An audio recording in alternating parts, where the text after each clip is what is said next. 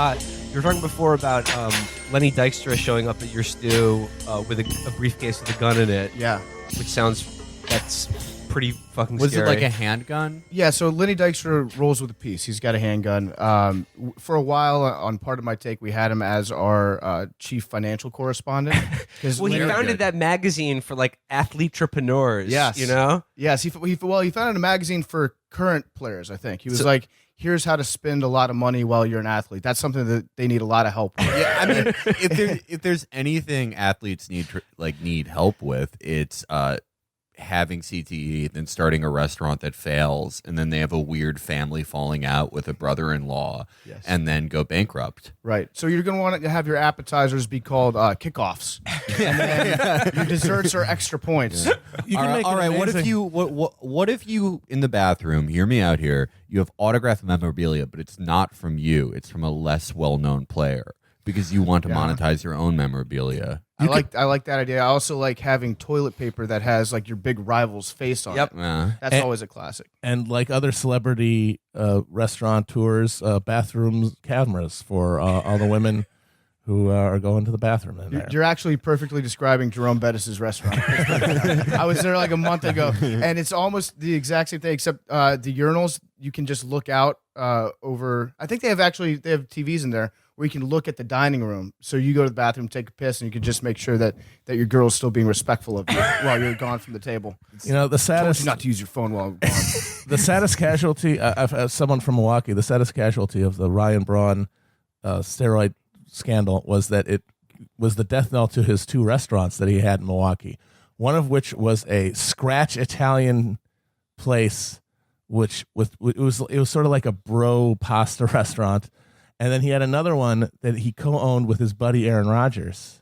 It was like MVPs, and it was their two numbers, and they had to close them both. And I'm sad because I never got to try either of them because I bet they were amazing. That's very sad. Bettis was a Penn State guy, right? Bettis, no, Notre Dame. Notre Dame. Okay, shit. Who's the running back who went to Franco Harris? Okay. All right, so there was no Paterno memorabilia around. tie. Okay. Well, I'm sure there probably will. I mean, it's in Pittsburgh, so you can't swing a dead cat without hitting like a mini statue of Joe Paterno there. You could make an amazing coffee table book out of the failed investment projects of professional athletes. We had the Michael Jordan Steakhouse in Chicago. And I never went in there, but I imagined like if you went in there with like normal fitting pants that weren't acid washed, it was like when they made you put on a jacket. They're like, could you actually put on this like weirdly big Oxford shirt and these acid washed kind of like half Jankos? You're not up to our dress code, our Michael Jordan dress code. Can you put this weird earring in right now? I had a birthday party at the Michael Jordan Steakhouse in New York. It's in Grand Central Station. That's how you know it's good. It's right in the train station. It's so like when people come out of town to go there, they're right there. That's a sign of quality. So, sorry, back to Nails, to the Lenny Dykstra. He started a magazine that was like investment advice for athletes. So it's like you don't blow all your money. I think it was actually the opposite. I think it was like marketing, like how to live luxuriously as a professional athlete. But he was serious. Like it sounds like I was joking about that, but that's literally what his. But in addition to that, though, he was a financial advisor. Yes, and I think his all-time stock tips went like 501 and 1. He only had one failure.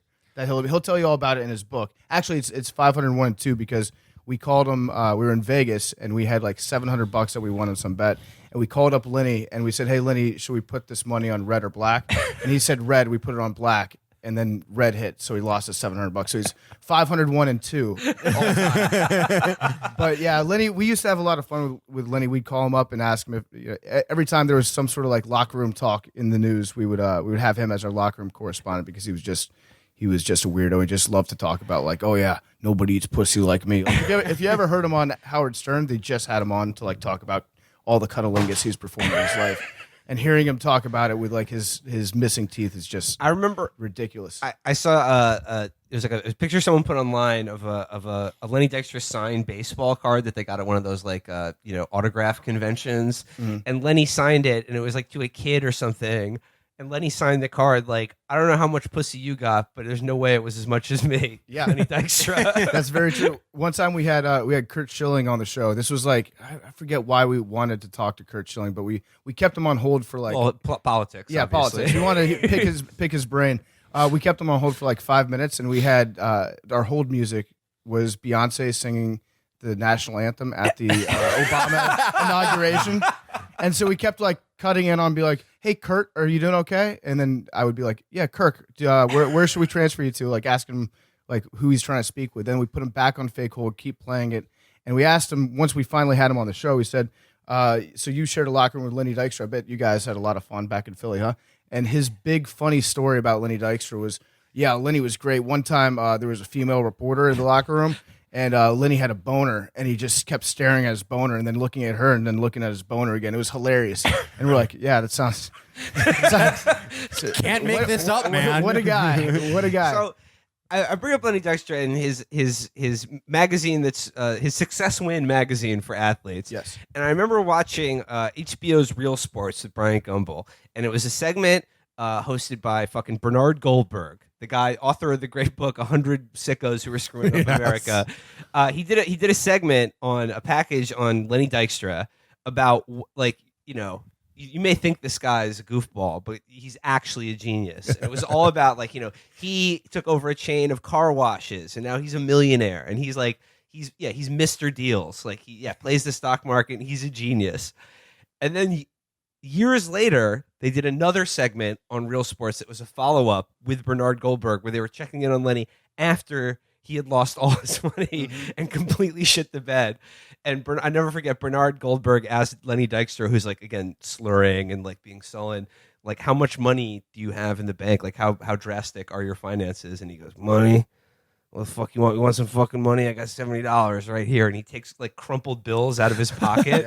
And Bernard Goldberg goes, no, Lenny, I'm not talking about the money in your pocket. How are your finances? But I love the idea of Bernard Goldberg originally lauding him as some kind of genius. That's the thing. Like, if you've ever spent any time talking with Lenny Dykstra, I have no idea how you would ever walk away from that conversation and be like, this guy's got his shit together. Like, I'll give this guy money. Like, he was never a guy, even when he was playing baseball, like he was the guy that would have two cheeks just like completely filled with red man, and you couldn't hear him talk. Like he'd even slur when he didn't have a slurring problem because he had so much chewing tobacco in his mouth. I have no idea how he ever scammed people into thinking that he was like an investment guy. It worked for a couple years. It was the glory though of the housing bubble. Yeah, no, that was the glory era of American oafry. Every dipshit with any access to capital could just throw money around, and it would all end up being profitable because everything was just, all of the money was just making more money, and it was just great. You know what it was? It was when he was on that Phillies team, he might have been like the smart one because it was like the Mount Rushmore of dunces. It was him, Kurt Schilling, John Kruk, and Mitch Williams. So yeah, he was the brains behind the operation on that Phillies team. I remember like there were multiple CNBC reports about Lenny Dykstra in like 2007. Like the financial crisis really started in like 2007 when Citibank announced like this unexpected loss, and it caused like a bunch of options and like debt instruments to snap up. But before that, like it was the Lenny Dykstra segment on Squawk Box or whatever fucking show was on CNBC, and it was like, you may think this guy is a submental toad, but he's actually investing his money. And then they would talk to Lenny Dykstra, and he's like, you know, you got your fucking Dow Jones, you got your stock market, you got your money markets. You just put all that shit in there, and boom. Yeah. And it was because it was that easy. It was such a bull market that like you could just get an ape to throw a dart at something, and you would probably make money. He was playing the Japanese stock market. What's that called? The Nikkei. The Nikkei. Yeah. Well, again, it does clue into the connection between, you know, athletes at the highest level who are almost all degenerate gamblers as well, because they need that fix in their life once the game is gone. But I guess I should just start the show. In case you haven't figured it out already. We're talking to host of Pardon My Take, PFT Commenter. Yes. How's it going, buddy? Pretty good. That's my real name. That's my actual name. Oh, you're Catholic. Yeah. So it's we're talking Sporbs balls here today. So if you're some kind of a nerd who doesn't like that, switch off now. We will not be we're probably going to talk esports today too. Esports and Brazilian jiu-jitsu, right? Yes. Yep. Yeah, the two main sports, the world sports. Yes. We'll surely overtake the NFL now that's on the way out. Fortnite is on the way up. That's right. The NFL's dead. I don't know if you guys heard that or not yet. But like, ratings went down at the exact same level that like every television show went down, like because obviously people are cutting the cord. But it became like a huge political issue, and people are. It's like they're reading into like a Rorschach test. Like, okay, the ratings went down because of my reason. No, it's actually just people not buying fucking cable television, and that's about it. I mean, people could say, yeah, there's an overall. The internet is like biting into the market share of cable TV and traditional entertainment. But the truth is no one wants to watch football games since the Players Union had a strike where D-Ray was declared the winner of every game. It's true. As they did. They didn't like that. That was a very divisive move in a time that we should be uniting ourselves. Yeah, it's just not good. It's like everyone wants to forget politics at these games where $300 trillion of military hardware flies above the stadium every 20 minutes. Dude, don't take away my flyovers. It's a huge waste of money, and it's like a bunch of bullshit. But there's something about being in a stadium when a like F-18 flies directly over you that your balls kind of shake a little bit. You're like, okay, I get it. I kind of get it. This is cool. If it is I don't really watch football, but like. I think it should be a punishment. Like if you're a top tier team, like if you made it to the playoffs last year, you get a flyover. But if you had a negative record, you just didn't make it, the Coast Guard just drives around your stadium. You're like, oh, thanks. And worst record gets a strafing run. Yeah.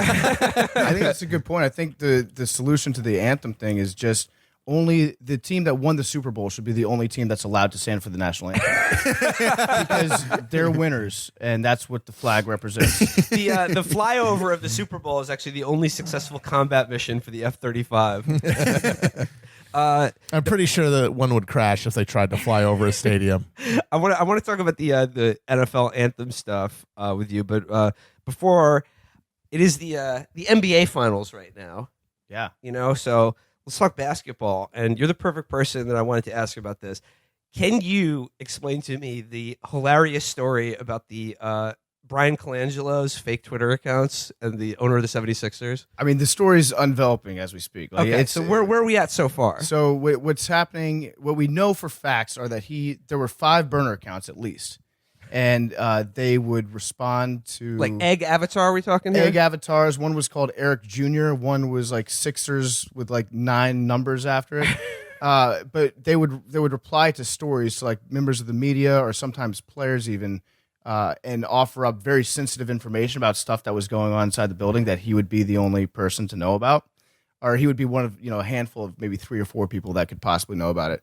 And somebody. We're thinking the former GM of the 76ers, he was essentially fired and pushed out the door because he tanked the team for 4 or 5 years in a row just to get good draft picks. His name's Sam Hinkie, and everybody in Philly loves this guy. They forced him out because the team was very clearly losing games on purpose, and he was mad that he got forced out. All the good players that he got were now winning under Colangelo. So they're thinking that Sam Hinkie discovered these burner accounts and sent like a message to the Ringer saying, hey, look into these things. I think this is Colangelo. So it turns out that a couple of them were tweeting while he was doing press conferences too. So they can't all be him, but they've been tied to his wife now. They were they were tweeting during press conference and defending like his outfit from people who were roasting him for big collars much, my bitch. And then they'd be like, hey, I'm a fashion expert, and Brian, that he looks great. Yeah, that was my favorite one. It said like, actually, that's a very normal collar. move along and find a new slant or something like that. It reminded me of I saw somebody tweet about this about the tall guy on The Simpsons who was like, this is the largest auto I can afford. But when you go back and you look at his collars now, some of them are a little bit big, but even the ones that aren't that big, now all you can see is like a giant collar. So it is, he is a giant collar guy. So, but like, was he doing it? Like, he was also responding to Sixers players too, and like, sort of like trying to get under their skin to motivate them or something, to talk shit to Joel Embiid or whatever. Joel Embiid, Jahlil Okafor was another one I think, where he would just respond and say, "Hey, your team's taking care of you the best they can. They're trying to get you a good way out of town, and they're looking out for your career. And it's just a really bizarre story. They haven't figured out. I mean, how's that investigation going to go? They're going to be like, hey, was that you that had all those burner accounts? He's going to say no, and they're going to say, oh, okay, and that's the end of the investigation. Like, I don't know how else it can go, but it's just a bizarre story. Well, what blows me away over and over again is seeing these rich, powerful guys. Like Colangelo comes from a sports dynasty, right? Like Elon Musk is the same thing. Like, you're that rich, you have that much power. Why do you have to fucking post? You gotta post, man. Why do you have to post? You can't. All the money in the world can't buy likes and retweets. Like it feels good, even if you're like a billionaire. You got to get those likes off. That's I just don't so terrifying to think of, though. I don't think it's surprising at all, and I think it portends badly. It's not surprising because it's like, we have this guy in Illinois, Jim Oberweis, who he's a like big Republican guy, and he's actually like he's literally an ice cream baron. Like he sells like high end dairy, and it was always funny because he was like one of Dennis Hastard's biggest patrons. And it's funny that it's like, oh man, of course the fat guy has the ice cream baron. It couldn't just be like a Koch brother or something. Turns out there's another reason that Hastert liked the ice cream guy. Yep. He got to drive the truck. This thing's a pussy magnet. He ran for governor, I think, 4 times and spent an 8-digit amount every time. And every single time came in 3rd or 4th place in the Illinois GOP primary. And there are tons of rich guys like this who just do something they suck at because they're like, well, I have all this money. I'm like great at everything. And I think like posting is the final frontier. Mm-hmm. And Elon Musk, he's like gotten a fan base of posters who are, as Stefan Heck pointed out, all from the Netherlands for some reason. But I think it portends badly because like now they're trying to get in the honest way, right? They're just trying to win favor with good post, which they just can't do. They don't really have a good posters mentality. Mm-hmm. But it means eventually they're going to get sick of like getting owned by people, and they're just going to make it. They're going to pretty much. It's already happening.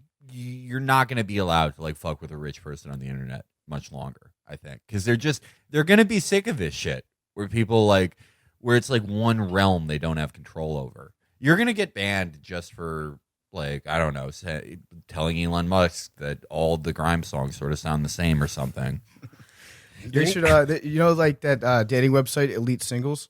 Yeah, there should just be a social network for. You have to have $1 billion to qualify. It's just a bunch of billionaires just sucking each other off over bad posts. Oh, but you know Billionaire Gab. But Billionaire Yo. Yeah. There aren't that many billionaires, so you won't get the rush of getting that nice 5K retweets or something like that. You know, right, really hitting the jackpot with it. Well, you can just game the system, and like in football tricked me because for the longest time I was like, football's awesome because it's high scoring. And then one day I just realized that every point is really just worth 7 points, and that's why it's high scoring. That's why I like the big numbers. So just make it so like one retweet is actually worth like 1,000. They're like, oh yeah, I got 2,000. So you can get the same rush. I misspoke. Colangelo's the GM, not the owner. But yeah, sports teams owners definitely have that pathology of like because they think they're part of the team and they want to like. Yeah. You know, they think they are an athlete in a way, and like even though he's not a poster, my favorite example of this is maybe one of the worst owners in sports, James Dolan, owner of the Knicks and the MSG company. My favorite thing he ever did was he required MSG employees to come to his gigs of his like white man blues band called JD and the Straight Shot. Oh yeah, where he literally does he's lead vocals and plays harmonica, doing like like blue, just atrocious blues rock for like yacht people. That's the awesome thing about money is you get to make everybody be your friend. You're like the kid from The Toy, and everybody is Richard Pryor. It's awesome. I would love to see what Dan Snyder, the owner of the Redskins, would do if he started a band. I feel like he would be. He would try to get into rap. I feel like Dan Snyder would definitely be a SoundCloud rapper. He'd start taking Xanax and he would be bar out. The first like Xanned out All Lives Matter rapper. Yeah. Combine two great things. Well, like my favorite genre of rap is not SoundCloud rap, it's Facebook rap. And it's always like a white guy with just like sort of like a chin strap who's like, yo, you could actually be racist to white people too. That's the entire point of my song. And just has like a very simple duplicate flow, and it's like, but when you say I'm bad because I'm white, what you really mean is that you're not right. And it just, all the comments are like boomers who are like, I didn't like rap before, but this is great. That would be Dan Schneider, but he would be on Xanax because he's rich. That would be amazing. He would have multicolored dreads. I would pay money to see Dan Snyder rap. Dan Gilbert is another like rich guy who's like, just every time he says anything, he's like, yeah, this is going to go great. I'm great at talking to people. He was the Cavs owner Yes. who got really salty about LeBron taking his talents to Miami. The Comic Sans letter. He The speaks in infamous Comic letter. Sans. Like, if a dude can talk in font, Dan Gilbert absolutely talks in Comic Sans. And it's funny watching LeBron, like when they won the Eastern Conference Finals, everybody walks past the owner and shakes their hand. LeBron James just like straight up ignored him. He just hates him. He hates him so much. I hope what I really want to see happen is LeBron James go back to the Cavaliers at some point in exchange for equity in the team and like be the first player owner, which he actually might be. And just also, please, LeBron, if you're listening, bring Delly back. Thank you. Well, it's the NBA Finals right now. Let's talk about it. LeBron, I think we can finally say overrated. Definitely. Absolutely. Very overrated. Yeah. Very, very overrated. He's the league's worst general manager. I think he needs to pass more often, personally. He needs to pass more often. He needs to be a leader. Yeah, except at times when I think that he should really be in control of the game and shoot because Jordan never passed. So it's like you can take it both ways. Skip Bayless is really good at that. Yeah. My favorite Skip Bayless trick is before a series starts. He's been a long time LeBron James hater. He fucking hates him for whatever reason. I don't know. Maybe sleeping with past Ernestine. any sanity, like at the point where like any normal person could make that argument. Yeah, Skip Bayless dreams of windmills, and Like, all way the after, mills like, are just coming back LeBron James's hands blocking his takes. After the 3-1 playoff, like finals comeback, like Yeah. There's no real reason to hate LeBron James besides the fact that, like, sometimes he milks injuries a little bit and makes sure that the camera's on him, which I can actually get myself worked up about. So I'm going to stop. There's no chance that you can hate LeBron James. He said before the series, he flipped it on him. He goes, I actually think that LeBron James is good enough to beat the Warriors in 5 games. So what he's doing is he's setting that up so that when the Warriors lose, and by the way, the Warriors were like 13-point favorites. So when the Warriors win, which they're clearly the better team, then he can call LeBron James a fraud for not living up to his own expectations. And treat him like he's like his little son. Like, you disappointed me. I put my faith in you. Well, and like in these games, like LeBron maybe sits for like 2 minutes. He's on the court the entire game. And the other thing I saw Skip Bayless say, he's like, oh yeah, LeBron's numbers are impressive, but if you really want to see like what taking over a game is like, you watch Manu Ginobili play. He can change the game instantly coming on off the bench. That's right. Yeah, ask any general manager. They'll say, give me 5 Manu Ginobilis and like Matthew Dellavedova with one knee, and you can make a championship team. No, LeBron, like it's over. You can't say that LeBron James is not a great player unless you just want to stir the pot, and that's what Skip Bayless is really good at doing. Or he used to be good at doing it. Now he's like a caricature of himself a little bit. The LeBron hater is like the most interesting archetype in sports to me, because it's like, I think like John Boyce had something about this where it was like, if you were a LeBron hater until about like 2015, you were just like generally just a joyless person. Yeah. And it made me think of this guy that I knew in Minnesota who is just like, how there will be like a growth of dumb guys in a Midwestern state, and there'll just be like a dumb guy at the bot, like that's the dumbest guy in the group of dumb guys. Mm-hmm. This was one of those guys we knew. And what do you call a group of dumb guys? Is it like a court of owls or one of those weird animals? I don't know. I'll have to think of the terminology. Congressman. Yeah. Oh, there we go. You call it a podcast. Open myself up for that one. But he was like, I forget which. I think this was like 2012, 2013, so I forget which game we were watching, but he was like, oh, another great play by LeBitch. and we were like, oh man, good one. He's like, thanks. And it's just always the image in my mind of like a guy who just pathologically hates LeBron is that guy. Now, LeBron does give people a lot to laugh at because his public image is not, he puts a lot of stuff out there that opens him up to be ridiculed. Yeah, his hairline, for one. The always changing hairline is a classic. He was wearing like an AC/DC outfit before the last game. He was wearing a full suit, but he had the shorts, like the suit shorts on. Oh, right, yeah, So yeah. after the game, he was like really mad. They lost in a heartbreaking fashion in game 1, and he's just like yelling at reporters, or he's like glaring at him with his eyes. He's very, very upset. He's like, "Is that it? Okay, I'm out." And they just stood up, and then you're like, "Oh yeah, he's wearing the shorts." And it was like an additional punchline on top of that. And people also forget that LeBron James showed his dick to the world like 2 years ago in the pre-games. He was just like adjusting his shorts, and the cameras were right on him, and he just pulled his dick out. Like his dick popped out for a half second to the point where everybody was like, "Wait, was that LeBron James's dick?" And then everyone rewound and they're like, "Yeah, LeBron James just pulled his nuts out on TV." 10 out of 10. 10 out of 10. And he also makes his teammates read books. So he made them read. He got everybody reading The Godfather last year. Okay. Awesome. Yeah. At least that's fiction. I was terrified for a second you were going to say Malcolm Gladwell or, fucking the No. 48 Laws of Power or some shit like that. No, you know? definitely not. Like, but yeah, LeBron's more basic than that, I think. And he also got everybody in his like inner circle really into drinking wine. And I think that's why he's such a bad general manager. He just gets drunk and trades away all of his teammates. Like he loves red wine so much. It's all he puts on Instagram. He started saying sheesh a lot, which I saw him like Instagram sheesh 10 times in maybe 5 days. And I was like, I'm going to make some money off that. So I started selling a t-shirt that just was a bottle of wine that said sheesh in the NBA logo. So I'm just capitalizing on LeBron James's like social media faux pas right now. It's a pretty lucrative industry. That sounds like as soon as he retires, he's going to start posting full time. So I'm looking forward to that. Yes. I don't know. I feel like he'll be as divisive in his posting career as he was in his regular career, but I'm going to cheer him on for that. Well, the good thing is Michael Jordan isn't a poster, so you can't have the MJ versus LeBron debate about that. Michael Jordan would be the best poster just because he's the biggest piece of shit in the like. He rocks. He has the one like core talent you need to be a great poster, and he's like just a completely spiteful piece of shit. Yeah. Never let anything go. You never never take a lets loss. any. Yeah. His speech getting inducted into what like the Hall of Fame was like. Here's everyone who ever wronged me for the past 35 years. Like that's perfect. He's a forum poster. He has forum poster fundamentals. Yes.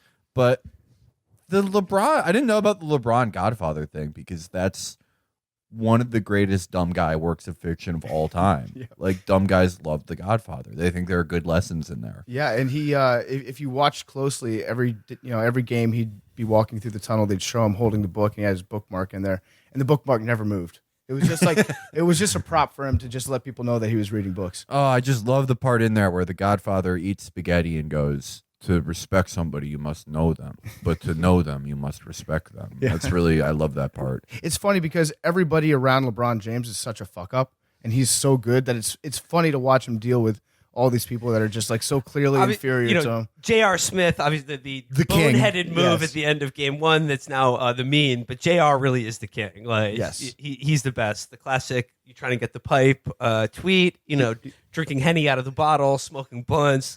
J.R. is a guy, as I think you said, Phyllis, he's just one of those guys where all you can say is, gotta respect it. Gotta respect his decision. I relate every fit type Oh, wait, that was Leon after the game one thing about his like not realizing what the score is. Leon replied to someone. He goes, "Gotta respect his decision." And someone was like, "What are you talking about? It was the worst." He goes, "I know, but you gotta respect it." Yeah, he's the only, like, if J.R. Smith, like, acts like he hit the button to start a nuclear war, because he's like, oh, damn, I thought they were launching missiles at us. I'd be like, well, that's like him. Because I said it already, but it's like every family has a J.R. Smith. I wish my family had a J.R. Smith. That would be awesome. But it really, people want, when you talk about Every comparing, podcast has a J.R. Smith. I wonder who it is. I wonder who it is who sometimes has, like, You're a shooter. You're our shooter. I wonder who sometimes has game-winning lines, sometimes doesn't know what's going on, forgets what the topic of the episode is. I wonder who sometimes sleeps through an episode. I wonder who shows up to an episode after playing games until 6 a.m. and saves the episode. I wonder who that is. when people, Maybe Matt. for me, the LeBron Jordan comparison, one thing to just really try to do as a mental exercise is imagine Jordan trying to wrangle the herd of dipshits and fuck ups that he's had to work with almost his entire career. Right. He would have fucking lost it. He would have been like Billy Blanks at the beginning of Last Boy Scout. He would have fucking murked everybody at practice.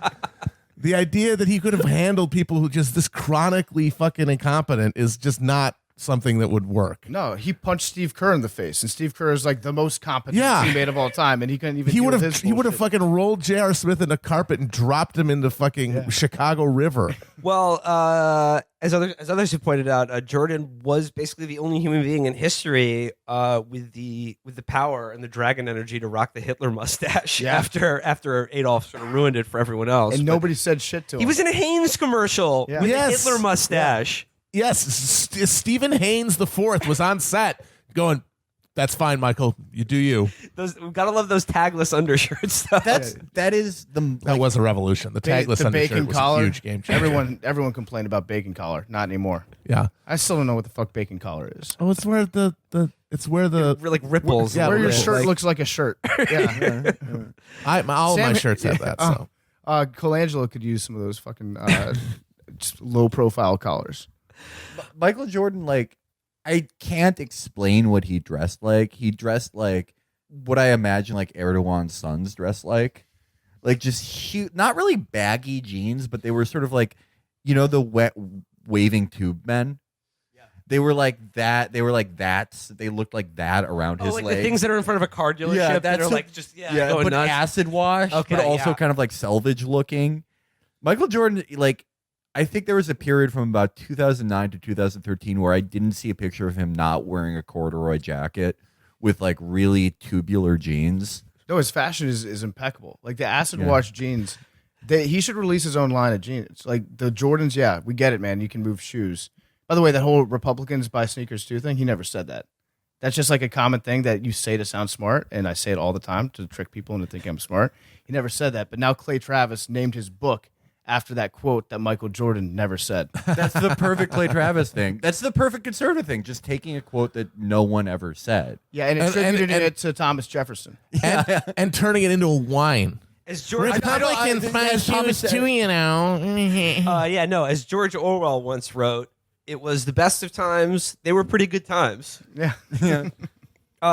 So I want to talk to you. You're in the sports media. You're in the sports talk radio business, and I wanted to bring up one of my personal favorites, probably my favorite of all time, the King, Mike Francesa. Have you noticed that he has just recently joined Twitter? He joined Twitter, but he's only used a small fraction of the capabilities of the capability, website. yeah. So he's going to be rolling it out slowly. He's in beta testing right now. His tweets, I think he's getting things wrong in like record time. This is actually the worst thing that could happen to Francesa, because the best thing that he did was he would be wrong, but then he wouldn't have to address it for another 24 hours, and then something else would happen, and then he'd get to figure something else to be wrong about for later. So he kept like pushing it off and pushing off getting called out on it. But with Twitter, he's like getting called out on being wrong in instant. My prediction is he's going to probably deactivate within 6 months and be like, "This is a website full of losers. They shouldn't be allowed to talk to me. This is disgusting." I much prefer the intelligent banter of sports talk radio. So one of the first things he said was like, "Don't waste my time." In my replies, don't waste my time. But adapting to the medium in quite a unique fashion. I just want to share this with you. One of the first things I noticed he did all of this like unthreaded. So like you would just come across this completely random in your timeline, like divorced of context. Mm-hmm. So he writes here, after the program today, I received this letter. Like that's just a single tweet, just farted into the void. And then he just tweets this old lady's letter to him, and he goes, "Hi, Mike. I'm writing you with sadness. My mother, Judy from Brooklyn, passed away. She was 88 years old. Over the years, she loved calling you up on the fan to talk Yankee baseball. I want to thank you for your kindness. I want to thank you for your kindness to my mom over all those years. I know she hasn't had her transistor. I know she has her transistor radio in heaven and is following the Yankees, listening to you on the fan from 3 to 6:30. I wish you luck on your return." This came from her son, Michael. Judy was a wonderful lady. Loved the Yanks and Spencer Tracy movies. May she rest in peace. Met her a few times at events. I liked her a lot. And then just right after that, without a pause, the outspoken Steve Kerr says NFL's anthem policy is idiotic. He is absolutely right. How disappointed would you be if you got to heaven and you had to listen to baseball on a transistor? It's like, can I get a TV? No, he needs to listen to it on the fan. He needs to listen to the talk radio to really get the. Right. Yeah. I don't see. Mike is too old school of a guy to think that just like anyone should be allowed to interact with him. Yeah. You know, like he's the Pope. He's the sports Pope. He needs to have.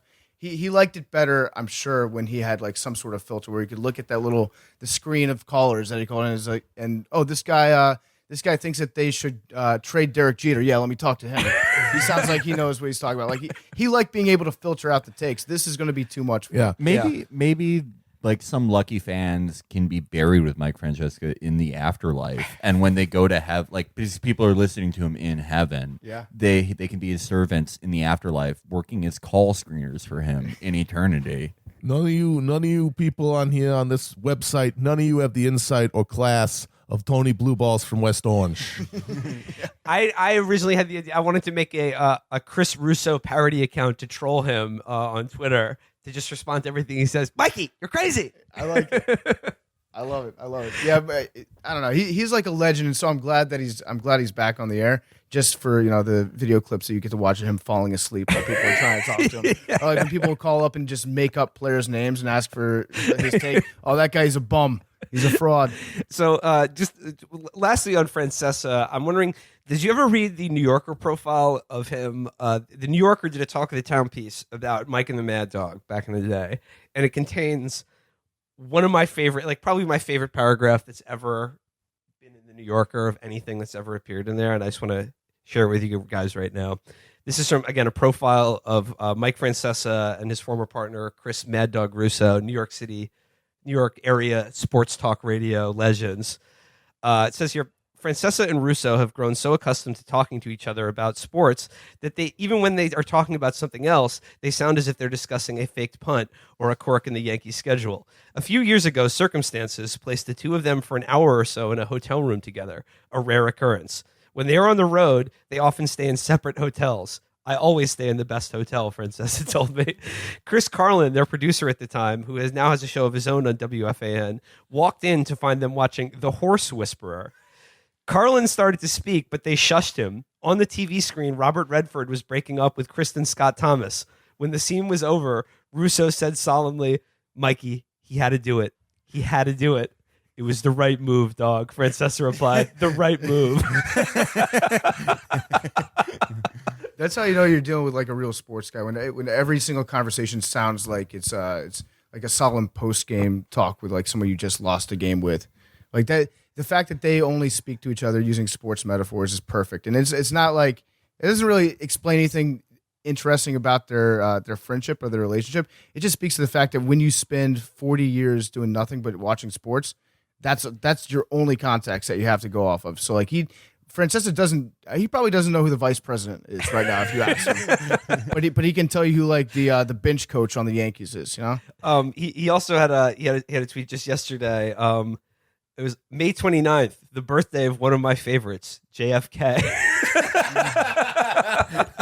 He had an amazing ceiling. He never really was able to accomplish all he could. The career was cut short tragically.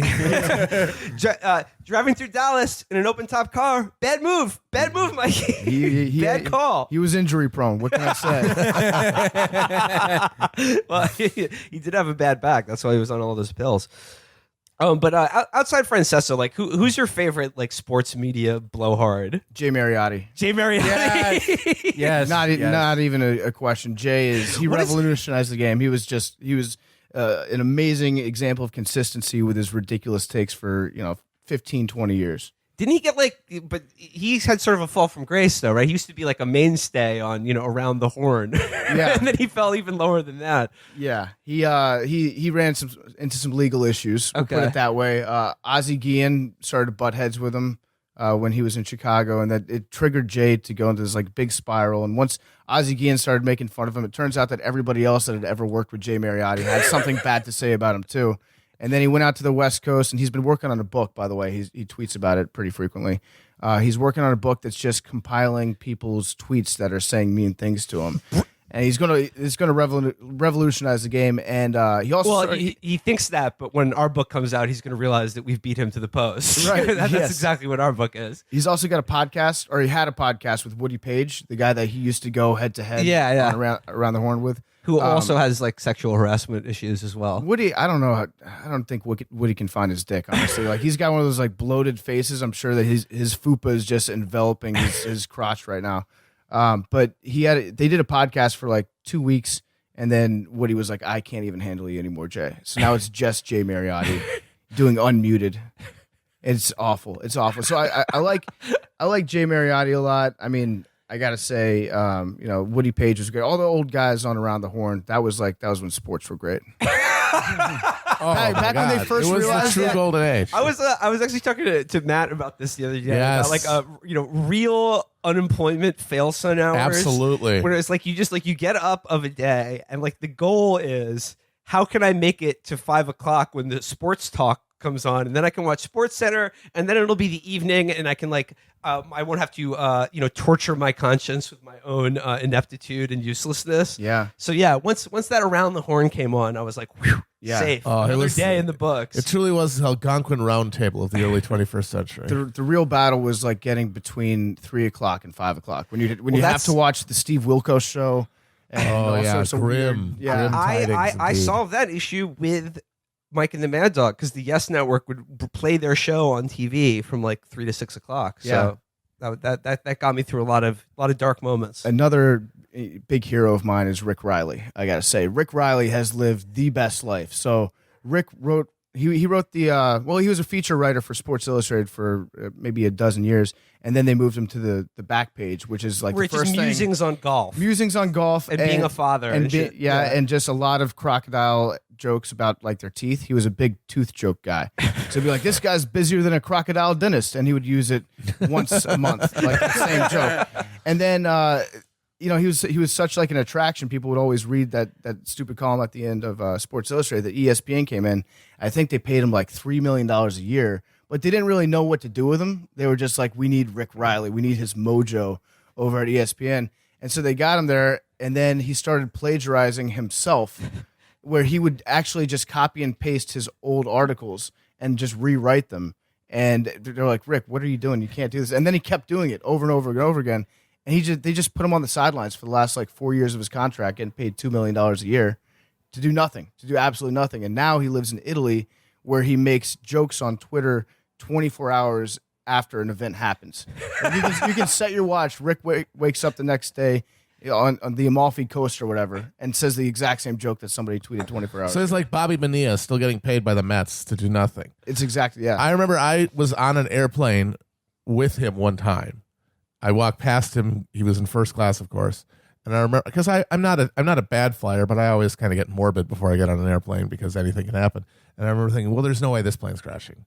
Rick Reilly will never die. Certainly not in a fucking plane crash. Right. He'll die at age 500 on a fucking like hyper pillow that gives you endless orgasms. My favorite annual column that Reilly would write would be he would get to go to the Sports Illustrated swimsuit shoot every year, and he would bring his son. And his son, we got to watch his little boy become a man from the age of maybe 9 until 13. And then the last one was like Rick just talking about how cool it was to see his son be horny. He finally gets it. It's a special moment in his life. That, the cat's in the cradle moment when his son got to be like one of the guest painters to paint on the sort of like the bikinis that are just like, the spray-ons, airbrush. Yeah. He was like, when he was 9 years old, he didn't really, he would be like, oh, Dad, do we have to go to the beach again for the stupid shoot? And then when he was 13, I couldn't keep his eyes off him when they were changing. That's my boy. And now he's just ruined for the rest of his life because he's just expecting a bunch of women to show up in fucking bikinis and shit and ask him to help tie him on. And it doesn't happen. Well, that's he's turning into Elliot Rodger. That's why you have, it's like T-ball, right? Like you have to start your son off jacking off to the Sears catalog to like ease him in, and then maybe if he shows like proficiency at that, you can take him to the swimsuit issue thing. Right. So, I mean, obviously the sports media field, usually, like the political media is, of course, filled with unbelievable gas bags and morons. But, God, the sports media is so rich in that, too. They actually take themselves more seriously than political media. I think they do. Yeah. Which, I mean, when you think about sports is more important than anything else. Like, it's the bread and circus. And without the bread and circus, then you have to focus on stuff that actually matters, and nobody wants to think about Yeah. that. So if you're in charge of, if you're a sports media personality, like the biggest nuisance that you can run into in your day is like the line for the cold cuts being like a little bit too long, or the coffee's not hot in the press box, or heaven forbid somebody claps in the press box because you have to remain perfectly neutral and unbiased and shoot right there. They're like your guy Saliza. Everybody is a Saliza in sports media because you can't root for one team or the other. You just root for the storylines, and what storyline is going to be easiest to draw analogies to Game of Thrones for. There's like a type of personality, like the most powerful type of personality in the world. Donald Trump has it. Tommy Wiseau has it. Dan Quinn has it. Brian Pumper has it. And most of the guys we've discussed in sports media have it, where it's like just it's self-assurance, but also like this level of weirdness that like there are people who are self-assured, and those are athletes because they're amazing at something. But then there's that level of self-assuredness that comes with not being really good at anything that just makes you like a very strange person that can never be wrong and contorts yourself in these weird ways and makes this bizarre mythology and hierarchy about yourself. And I think political media, they're not as self-important as sports media maybe, just because they hate themselves. Yes. Everyone in political media fucking hates themselves, and they're right to. Like, they're garbage. They're talentless, insecure, worm-like people. But in sports media, like, they're just as incompetent as political media, but they have that Dan Quinn, Donald Trump, Brian Pumper power where they're like, yeah, I'm the king. Well, everything I do is right. All those fucking miserable political media people wish they were doing sports. Yep. Yeah. They wish they were doing sports because in political media, like, again, you have to be like Crystalism mindset. Like, that's why he's the king. He's the king. Which He would gets- drive yeah. any like normal person insane. Like, you know, like to behold that level of intelligence. It would be like if, you know, a rat suddenly had human awareness. If you could get to Saliza brain, it would drive you mad instantly. But like, they essentially have to feign neutrality on things that do have real world consequences, but for which there is no ever really any definitive resolution or victory to any one side or the other outside of elections. But things, you know, come and go. That like elections is the closest thing they have, but there's That's why they love him so much. yeah. Because it And gives them whereas, like, something, an objective thing that they can report on. Someone is going to win this on this day. Whereas I think you're right that sports media people do take themselves more seriously because I feel like that they feel like they're invested in something in which like the outcome is final and objective. I think that's definitely a part of it. I also think that a lot of people in sports media grew up wanting to be athletes. And so what they did when they realized that they couldn't be an athlete, they turned arguing about sports into a sport. Like around the horn. Yeah, like or around pardon the the horn. interruption. They give you points. Yeah, and so now they Fucking are around in the their horn, own you get minds. points. They're athletes. So I'm an athlete. Just my field of play is sitting in front of a computer and they blogging would, for 5 hours. on fucking around the horn, they would say like 2-time defending champion. Of what? Having this fucking Tony Reilly deciding that your argument about how gritty Alex Rodriguez was worthy of a point. Yeah, I think Tony's reached a point where like he's in on the joke a little bit. He realizes how ridiculous the whole setup is. But Jay Mariotti never got to that point. This was life and death for Jay, which it's sad. I'd like to see him make a comeback. I mean, he never will on ESPN, but we can dream. The political media people, I think a lot of them, they didn't even dream of being politicians because I think they realized like early on, it's like, I just like anyone who sees me just instantly fucking despise this man. But they have this like impulse that people will find them important or loved, and it drives them insane. And the highest thing you can achieve in political media is to be like this elder statesman thing, to be like fucking Tom Brokaw or someone where it's like they have worked in the news for over 45 years. You cannot do you know about their contributions to the news? So it's like a little troop like almost. Yeah, or I mean, you could strive to be Jesse Waters too. That's pretty impressive. Jesse That's Waters, my guy. That guy is. Yeah. I'm trying to think who He just who in got sports fucking. media He is got like him. quoted by the president just yesterday. That's incredible. For what? He A segment on Waters World? he said the only thing that This the lady only speaks thing in a weird that, accent. President Trump the only thing President Trump colluded on was beating Hillary or something like that. Oh, that's And he says that's pretty good. that's right. And so he's being fucking quoted by the president on Twitter. That's winning. I mean, poor Maggie Haberman does all this work to stay in his good graces, and all he does is shit on her. Fucking Jesse Waters scotch tapes his eyes to do Chinese accents on fucking O'Reilly Factor. He's getting quoted by the You president don't glowing. understand Another bit satire. from You Nick. don't understand satire. That was brilliant. The ultimate Saliza mindset. I was just thinking about this the other day, in the context of the Samantha Bee controversy. Saliza was responding to that, and he just said, we all feel very strongly about things, but bullying and insults are never okay, and it will never make your argument look good to say these words or to insult people like that. And shout out Paul Blessed, who responded, "Didn't you literally call Donald Trump the king of insults a week ago?" That was his compliment. He was like, "Hey, say what you will about Donald Trump, but he loves telling insults, and boy, oh boy, do they work for him." I feel like Saliza imagines himself as Caesar Milan, and he's just being calm but serve, just correcting everybody's behavior left and right. But it's just a pack of rabid dogs that don't give a shit about what he says. But in his mind, he's the only one that can make sure that the discourse stays in the correct area. Yeah, he's like a labradoodle trying to act as as a herding dog for feral hogs.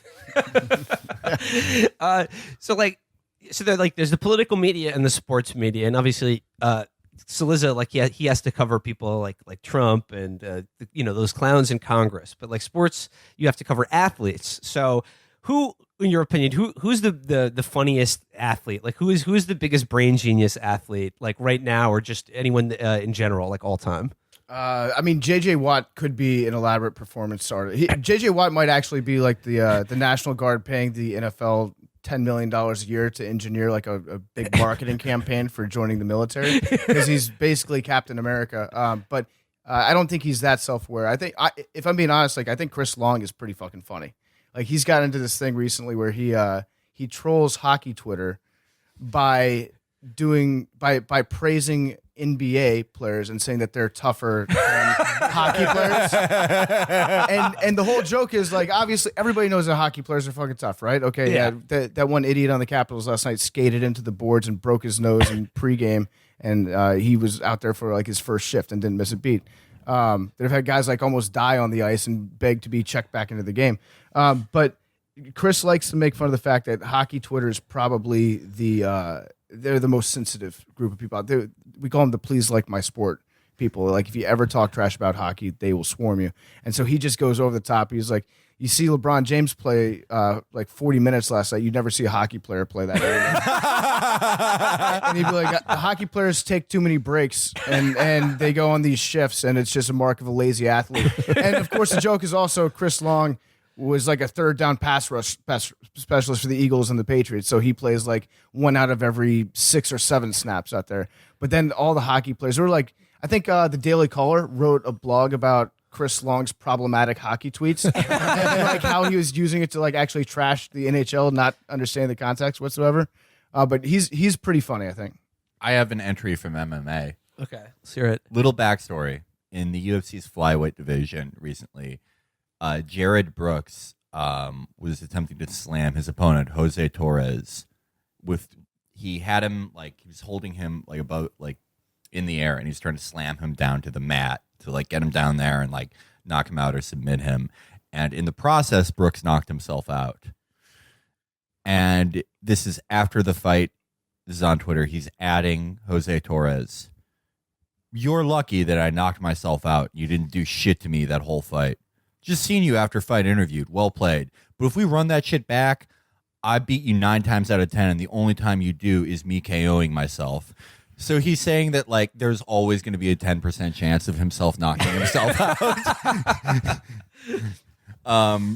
There isn't really that many clever guys on MMA Twitter. There's just really things will just be sort of normal stupid guy banter where it's a very pixelated drawing where it's lots of people are fake nowadays, that type of thing. But sometimes you'll just get something absolutely insane or jarring, like Sage Northcutt and his just a video of him doing a backflip, and he's like, Sunday's awesome, where he's a sort of hypertrophied Rod and Todd, Or you'll just get like white guys saying the N-word a lot. Yeah. It's the last sports domain in America where like the white guy athletes just publicly drop soft N-words all the time. And there has to be like a thing every week where people have to tell these guys who like have to do a correspondence course to formally finish 8th grade as 26-year-olds, like that they can't say that. And they're like, well, I have black training partners. It's okay. Some of my favorite guys to punch in the face are black. I'm allowed to say it. I think it was Darren Ravel who said that this whole 76ers mess could have been prevented if teams put in social media training for their front office employees. It's like, do you really think that like saying, hey, don't create 5 burner accounts and like tweet at players and reveal like HIPAA and commit HIPAA violations on Twitter. Like he was going to do that anyways. I don't think that there's like a 30-minute seminar at the airport that you can take that is going to prevent that. I mean, Ray Allen is an all-time great. Yeah. His tweet of I'm on my way. Just imagine my tongue and dick going back and forth between your clit and your pussy, and then my dick and your clit, and my tongue on your clit, and just let me know when you come. And it was supposed to be a DM very clearly. Sex gifts. I'm like thinking of getting into baseball. A lot of my friends follow baseball, but You're thinking of getting into baseball? Yeah, I need another hobby besides war, by which I mean Fortnite. Let's go to a game this summer. Okay, I would love to. I love going to baseball Let's games. go to the Finally. Nets. Okay, guys are Let's go to the turning Nets. around to my way of seeing things. No, Excellent. I actually like watching baseball. I just never do it. But my friends they've told me this is like the best dumb guy athlete, Trevor Bauer. Oh, yeah, he is a stone dullard. Yeah, he cut his finger off with a drone. King. All right, I'm definitely getting into baseball now. And he's like a MAGA tweet guy, too. Uh-huh. Yeah. No, Trevor's a funny guy. Didn't he put like Bush did 9/11 or Bush did WTC like on the mound? He wrote BD 9/11 on the mound. And Was that Bauer that did that? Yes. And people don't know. I don't think he ever said specifically what it was, but a lot of people speculate that it's Bush did 9/11. You really, if you're enticed by dumb guys, Felix, baseball is for you. It might have the dumbest guys. Like baseball players might be the dumbest athletes. They're my type of dumb guys. Too. Another guy, he doesn't play in the league anymore. He plays in Korea now. Was named Luke Scott, and he was just a parody of a MAGA chud.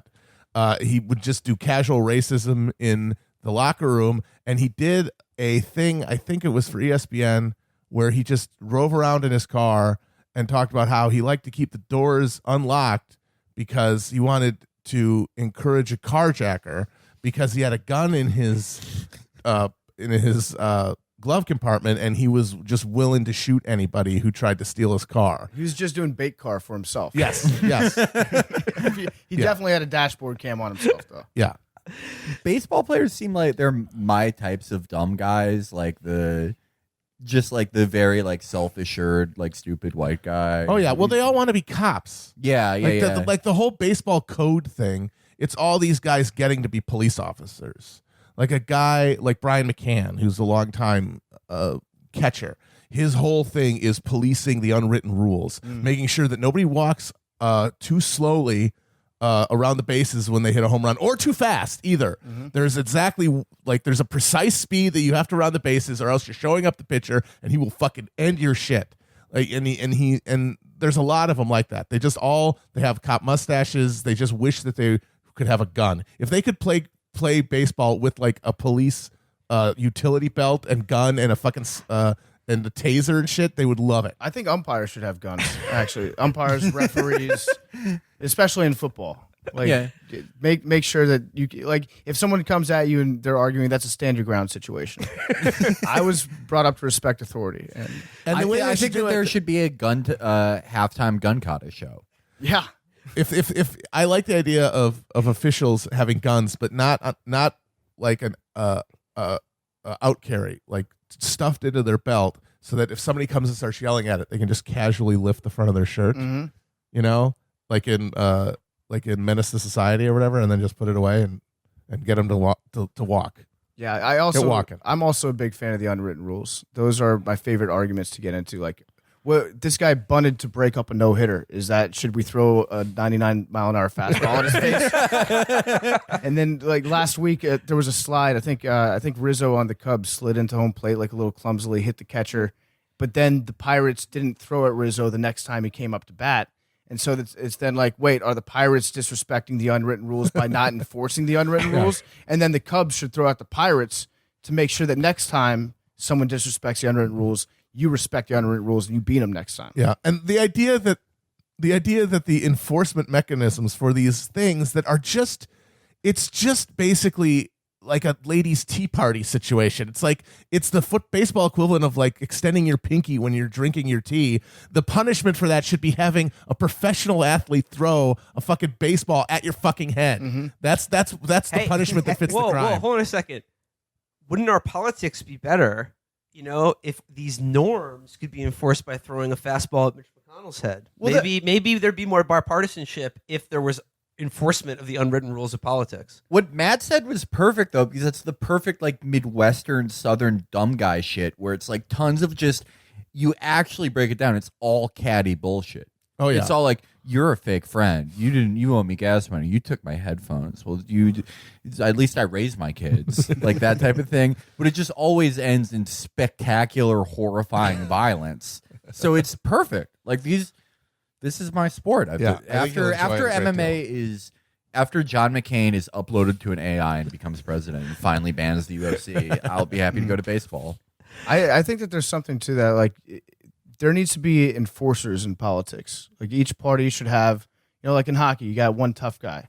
Each party gets one guy that's allowed to get into fights on the House floor. And then, we've been like dancing around for a while with elected officials like Jesse the Body Ventura.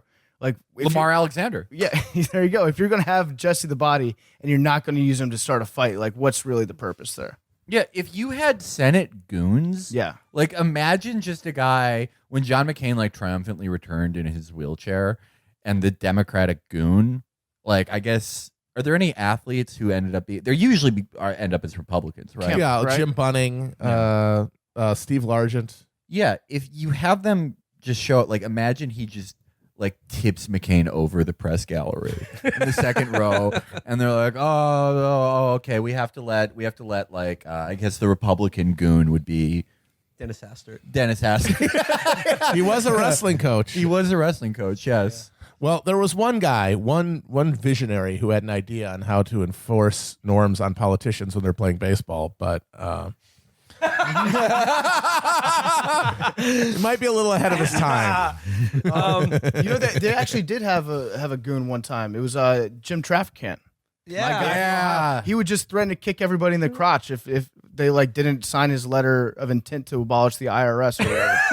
That guy was awesome. He ruled. He was so cool. Jim Traficant and Lincoln Chafee are my two favorite all-time politicians. They would make a great buddy cop duo because they are really, it's like fire and ice. Yeah. You've got this weedy, sort of dorky, blue-blooded nerd. Oh, I buy the book. I don't know, Jim. And Jim Traficant, this wild, literal mafia-tied Midwesterner. Yeah. Like, fuck it. His fucking weird hairpiece Frankenstein flopping in the air. Beam me up, right? That's what Beam me up. Beat Yeah. me up at the end of everything. Yeah. And then he died because he fell off his tractor. Ted Stevens would have been a goon too. When you got near his earmarks, he fucking roided out. Well, he loved the Hulk. He loved hulking out. He hulked out like But crazy. Sumner, who was the guy? Was Sumner the guy Sumner that got caned. He beat the guy to death with a cane. And the yeah. guy got who beat. The guy who got beat. Yes, Charles Sumner. An abolitionist. Preston Brooks beat him up. Didn't an abolitionist challenge Brooks to like a duel? And he was like some great duelist. And Brooks like pussied out. Well, he did. I mean, he pussied out in that he intentionally attacked Sumner when he was sitting down in the Senate because he had like a foot on him. And he didn't want to have a fair fight because he was worried he'd get beat. So he just started clubbing him while he was sitting in this chair, which was very constrictive, and he literally couldn't stand. So he was just beating a man who was essentially incapacitated already. He was a total bitch, and he died shortly after, which is good. They should get Rand Paul's neighbor to be a goon. Yes. Yeah. That guy It'd can be kick like some out. Rand Paul's neighbor will be the Terry Tate office linebacker of Congress. So he'll do both parties. Just if anyone Keep gets them on out their alive, toes. he's going to Keep just 'em on their lay toes. him out full on. Yeah, it's like, oh, you're doing another discretionary hold on a judge appointment? Speared. All right, so Before we wrap things up today, we did want to check in with you. We've been talking about the merging of sports morons and political morons, and this is the perfect topic, the perfect author. Wouldn't you know it? Friend of the show, Megan McArdle, registered a take in the Washington Post called "A Defense of Roger Goodell." That I would be remiss without getting your thoughts on. I just like to point out that she actually plagiarized that for me. I wrote an article in defense of Roger Goodell like 4 years ago. So just from the get-go, I like it a lot because it's my own take that she's recycling. I haven't read this. I'm going to just make a shot in the dark guess. Does she start off by saying, bear in mind, I don't watch football or know anything about sports, but it seems to me that this is how things should go? Not quite. Because I can't believe she's a football fan. I mean, maybe she is. I don't know. I don't know what any of these ghouls like. I mean, when I think of Megan McArdle, I honestly just imagine her standing stock still in her incredibly well-appointed kitchen, just staring at the wall.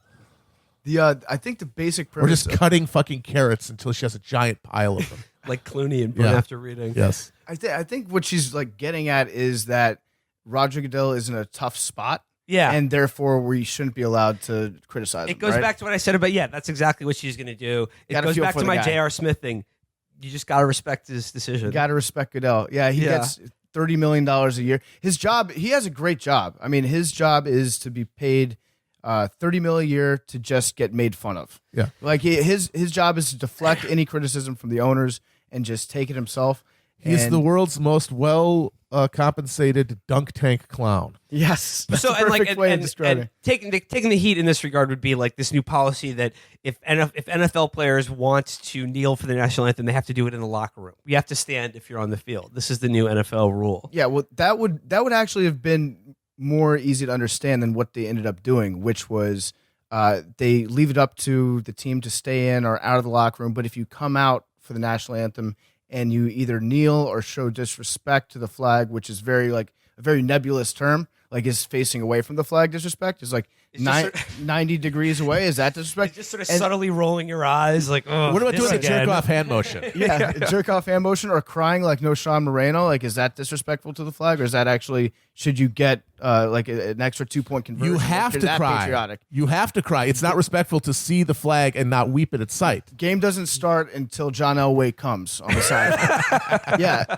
So what they did was they put this new rule in. They say, okay, well, if you disrespect the anthem, then it's a 15-yard penalty. Yeah. So they've like incorporated the national anthem now into the literal laws game of the itself. game, which is the one thing that they were trying to like avoid at all costs. But the NFL doesn't know how to handle any crisis without making themselves like a de facto branch of law enforcement. Yeah. So this was the most hated rule in the NFL used to be the catch rule, because nobody knows what a catch is. They have to review it 9 times, and it takes 30 minutes for a guy sitting in an office in New York to make a ruling on it. And now they've gone and they've turned the kneeling rule into the new catch rule, where they're going to have to do like video replay reviews of whether or not a player's knee was on the ground. Was he kneeling during the national anthem? They're going to have a kneeling analyst probably, which I've submitted my name for. Like I will do full on national anthem analysis for Fox NFL Sunday. No questions asked. Could they have like incentive system too, where it's like if one of the players gave up their first class seat for a troop on the way there, they get like a 10-yard gain?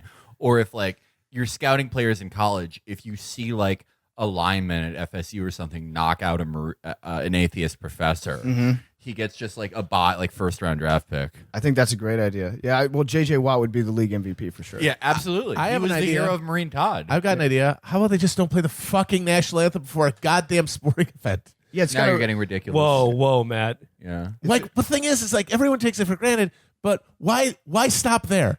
I don't know if people know this, but in India, they play the national anthem before movies when you go to a movie theater. Well, why don't we do that? Why are we disrespecting the flag by not standing for the anthem before we watch the fucking book club or whatever? Why are we doing that? I play it before I have sex. Why don't we play it at restaurants before you eat? Oh, Which, that's by a the great way, idea. you do. This is a follow-up thing I found out about that. The Troop Steakhouse, the Troop Barbecue restaurant that we talked about a while ago, is that on I think like at noon every day they do play the national anthem, and everyone is expected to stand, like with a fucking bib and a bunch of rib grease on your fingers. But why doesn't that national? Why? Well, it's like why don't where are you deciding that this is the a precise amount of respect that the anthem and the troops need? What? There's always more places to be giving troops respect and the flag respect. Why aren't we doing it there? I think that the national anthem should be played 5 times throughout the day. And no matter where you are, you have to drop what you're doing to kneel and face Fort Benning. Because that's where the Green Berets are. And maybe we could put big towers in every city with a guy whose job it is to go up there and give the call to the anthem. Call to respect. Yeah. Call to valor. To call to respect. Maybe here's an idea. Maybe it's actually Carl Lewis has that job. I got an idea. 30 days a year. There's 1 month a year where you fast from dawn to dusk, thinking about the troops. You can't eat during the day or drink. You have to do it after dusk for 30 days each year. How about that? Yeah, and you think about the sacrifices and the battle that they're fighting on an ongoing basis. I like that. Yeah. Oh yeah, and then the problem with this is like there's going to be a succession struggle. You're going to disagree with whether Luke Bryan or Jason Aldean is the successor to Garth Brooks. Who's the true, sort of rightfully the Battle guided of Branson ruler. decided that. Thank you very much. Yeah.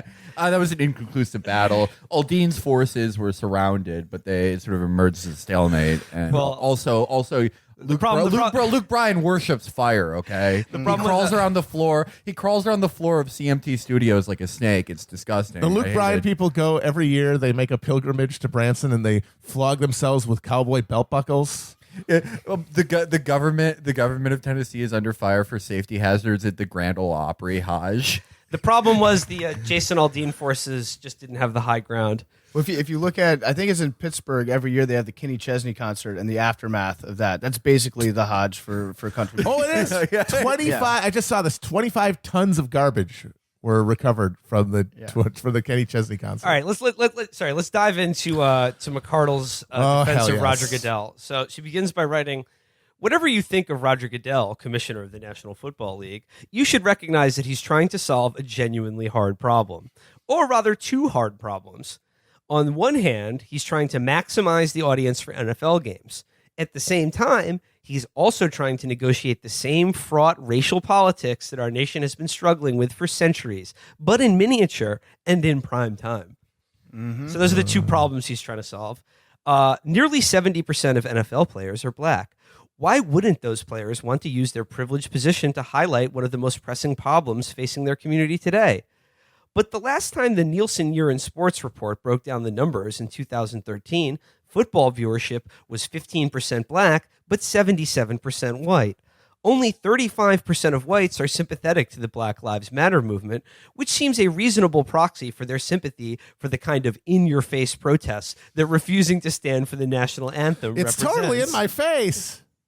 I have to watch the part of the game where they sing the song. I mean, And they're just there doing it. it's shoving it in my I'm face. really more into the song part. The sports is just everyone having a good time blowing off steam after the song. Right. The crazy part is everybody watches the Red Zone channel now anyway, so we don't even see the national anthem. The games start and then people file their reports on who kneeled and who didn't kneel for the national anthem. So it's like no one's actually outraged in real time. We just find out about it later. I actually have a kneeling fantasy league where it's like me and a bunch of guys are betting. I've picked the players most likely to kneel, not just in football, like also in baseball, cricket for some reason. I've actually like wasted a lot of spaces in my roster in cricket. I forgot they don't play the American national anthem there. Right. And esports. Who's starting the game in Overwatch by making their character crouch? By the way, do they before the Overwatch tournament? Do they do the national anthem? Do they stand for? They the play national the anthem? Overwatch national anthem, which is a Lady Gaga song. I do like how in any one of these, in any situation where Megan feels the need to comment, what compels her to comment is her instinctive sympathy for someone in an absurd position of power. Yeah. That's the only thing she cares about. So she says here, let's be clear. Whites should be more sympathetic to the problem of racial inequities in the criminal justice system. If cops treated whites the way they treat blacks, white people would not be arguing that crime is the real problem and that profiling is just statistics. Of course, Megan has argued that on numerous occasions herself. They'd be frantically calling for legislators and muttering about the Second Amendment. But few human beings of any color are as keenly alive to the suffering of others as they are to their own travails. So, however desirable, it seems unlikely that white America en masse will suddenly muster towering outrage about a problem that doesn't much affect them, not even if they see athletes protesting it on national television. So she's sort of like, she's describing like a real moral and political schism in American culture, but as usual in Meghan's inimitable way, she finds a way to like describe both sides of it in the most banal way possible without ever really getting to the heart of. Yeah. She just sort of like just states both sides, doesn't really say anything about either of them. Yeah. It seems her take is just, you may not agree with what Roger Goodell says, but I will defend to death his right to say it. His right to fuck it up as much as possible.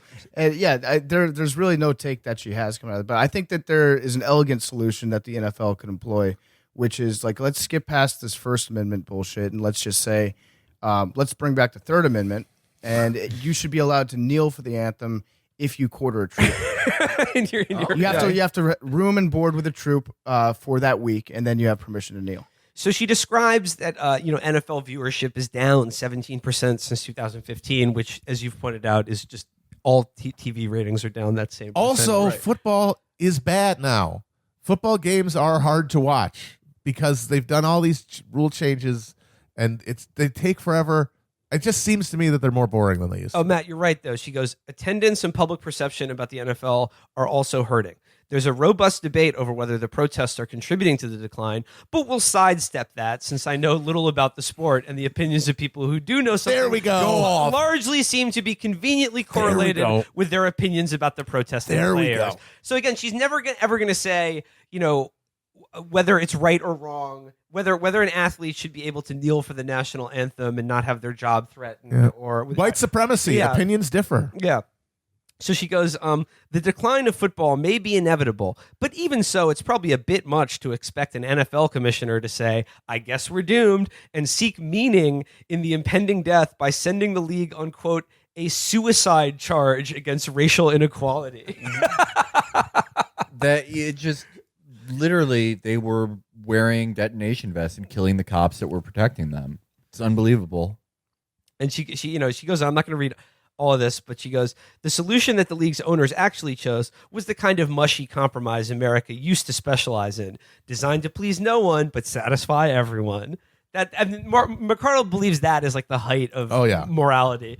But she goes here, which encapsulates another problem that this country is struggling to solve. The burgeoning politicization of every facet of American life. And not just the vague patriotism of playing the national anthem at sporting events, but the specific political vision of one of our nation's two warring tribes. And then she just goes into talking about tribalism. We live in a society. Thank you, Megan. Everyone's in a tribe except Megan. She goes, there's a deeper and arguably more important objection.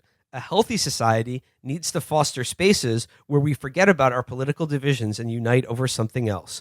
Without those spaces, we don't have the common reservoir of goodwill, of shared identity from which durable political change must ultimately be forged. So what she's saying here is NFL players or any black person concerned about the way the cops treat them, you're going to have to take the L on this one, at least as far as football goes.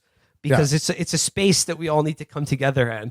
And as you said, Matt, if they really wanted to be apolitical, how about just cut out the fucking national anthem? Yeah, how about we don't have a fucking caravan of Bradley fighting vehicles doing donuts in the fucking field before the game? Don't you take away my flyover. Don't you do it. I mean, like most entertainment that people consume is devoid of politics. Like that's the dumbest thing about this take. Like if you broke it down by age, like you would find, by my rough estimate, there's about like 2 million, maybe, probably less than that, people in all combined American media markets who want to consume like cable news all the time. But the rest of it, which is like Jake Paul, Professional Overwatch, Takeshi 69, these are all apolitical things. Whatever like network show people like that's called like, The Nanny's Wife or whatever the fuck people like. It's all totally apolitical. It is taking a belt sander to your brain. You feel very nice. Most people don't care about politics. Most people don't vote.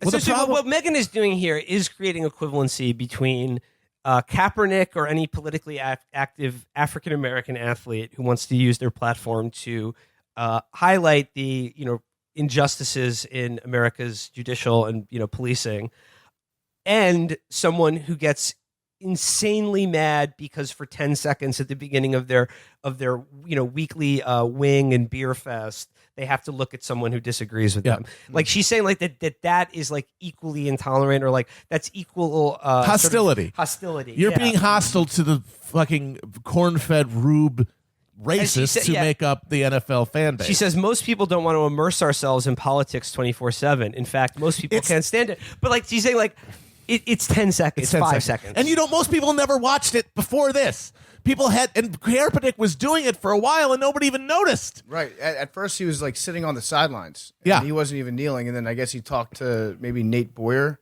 or one of the former military guys that was in the NFL, and they said, "Hey, how about you kneel?" And so now he kneels like it's a recommendation from a real live actual troop that said, "Hey, just kneel. That's not disrespectful." And so now he kneels, but now that's a bigger problem. Well, because it's anything that questions the order is disrespectful because it's a threat. You're threatening my man cave. You're threatening the sanctity of my fucking meatneck existence, and therefore I'm violently angry at you. But what the NFL is dealing with, really, and if she wasn't a pinhead, she'd recognize this, is it's the double-edged sword of monopoly. This is the same thing that Facebook is dealing with, and Twitter is that the idea that, well, people can do what they want. It doesn't hold sand if you are a hegemonic thing. Like Facebook is essentially a monopoly, right? And in terms of sports, when you talk about like the most popular sport, it is NFL by a vast amount, and there's no other football leagues. They have an anti-monopoly exemption that allows them to be this absolute market bestriding colossus. And what that does is then you've created a totality where people want to feel represented because they have nowhere else to go. Like if they're on Facebook, there's no alternative to Facebook. If they want to watch football, there's no alternative to the NFL. So everyone needs to feel like they're being represented in it. Hey, Vince McMahon, where are you? The XFL 2020. See, they're talking about that, and who was going to bring it back as like the troop football alternative. League, yeah. And that's going to be awesome. Like, like landmines that will blow up if you kneel on the field during the national anthem. That kind of thing. Every half you have the national anthem. Actually, no. After every touchdown, you have the national anthem. If we had that situation and there were a bunch of different NFL footballs, you could be more loosey goosey about it. But the NFL is this totality, so people want to feel like they are part of it, and the same, and that's like, this is the fucking bed you made, NFL, by being America's sport. And this is like we're all miserable shitheads who hate each other. That's part of being America. And what I like about this piece is that McArdle, of course, cops to not understanding anything about sports or football. That's another standard move of her. If she's opining on a topic, she'll always make sure to qualify by saying, "I know nothing of what I'm talking about." She always buries in every article a caveat. You shouldn't have read this. So she doesn't understand sports or football. She doesn't follow football. She certainly doesn't understand anyone who's upset about cops killing people. Only in the most passionate, hypothetical. She certainly doesn't understand bloodless that. Way. But what she does understand is the position Roger Goodell is in, which is being sort of front man for like a series of unaccountable oligarchs. Yes. And their $1 billion industry that literally grinds the lives of black people into grist and money for them. Yeah, turns their brains into soup. So the thesis for this article is, hey, just knock it off with Roger Goodell. He sucks. He makes bad decisions, but you shouldn't be mean to people. He's doing his best. Yeah, Literally. Roger Goodell is doing his best. The problem is that his best is really, really fucking bad. Roger Goodell is like, he's not a lawyer, and he'll be quick to remind you that he's not a lawyer, which it means that he can get away with saying a lot of shit that a lawyer would get in trouble for saying. And his other technique, besides like this convoluted legal mumbo jumbo that he puts out, is to just issue statements that are so boring that you fall asleep after the second sentence. A typical Roger Goodell statement will be, the NFL is certainly observing and taking in all sides of this issue, and we are implementing certain protocols for pregame behavior that will ensure a continued success for game day experience for all of our fans. And it's like you just want to fucking die, and you don't care what else he says at the end of that statement. He could throw in Mein Kampf in the second paragraph, and nobody would ever get to it. Maybe that should be the true compromise. Like if Megan was more competent, she would recognize that compromise is not meeting somewhere in the middle, probably like closer to the right. It's taking all extremes. And what you could do is you start out the game with Roger Goodell saying, that corporate statement speak, we're taking in all sides of this, we're trying to create the optimal experience, blah, blah, blah. Then, boom, national anthem. Everyone stands. But then one troop is killed. But the troop is Bo Bergdahl. And everyone is happy. Everyone Something gets for to everyone. do the thing that they like. Fans of Roger Goodell, of which there are many, get to experience him, and he gets to level the playing field. Fans of the anthem get to experience that. Enemies of American Empire get to enjoy something, but they're not taking away anything from the right wing people. They hate Bo Bergdahl, and we can keep finding deserters. What this article is Megan is actually, she doesn't like sports, doesn't really like art or culture of any kind, outside of cooking recipes and things like that. I don't know anyone like that. But she is a fan of Goodell because she's a fan of bloodless, soulless flax for corporations and billionaires, which is what she is. That's how she got her start. That is in the Koch brothers Institute for Humane Studies. That is an awesome type of person. Just like, I don't really like the games; it's kind of boring. But Roger Goodell, he just knocks it out of the park every time. I'm just a fan of leadership. She closes here saying, fervently supporting free speech doesn't necessarily imply that everyone should have to listen to that speech every waking moment, which is why you can support what the athletes are kneeling for and their right to speak forcefully for their opinions without retaliation or censure, and yet still recognize the wisdom of a Goodell-style compromise that leaves Americans at least a few arenas where they only have to root for one team at a time. Oh, Roger, you left it. By the way, on the field. without retaliation or censor, like Kaepernick still doesn't have a job in the NFL because the owners literally colluded to keep him from one. Or even a sponsorship deal. Yeah. Hey, so Roger Goodell, Player of the Year, though. He left it all at the field to keep the NFL apolitical. Real blue collar commissioner. He just shows up there. He comes to commish every day. He's the first guy in his office, last guy to leave his office every day. Real ham and eggs type of commissioner. Yeah, he's not one of those showboats and that you'd get in other leagues, guys like Bud Selig, like flashy, sexy players like Bart Giamatti. Kennesaw Mountain Landis. Well, I think that about does it for this week. Thanks, everybody, for joining us. Thank you so much for letting us share our takes with you, sir. Yeah, it's been a pleasure. Cheers, everybody. Bye-bye. Till next time. We should, I don't know why we're plugging it because it's a significantly more successful show than ours, but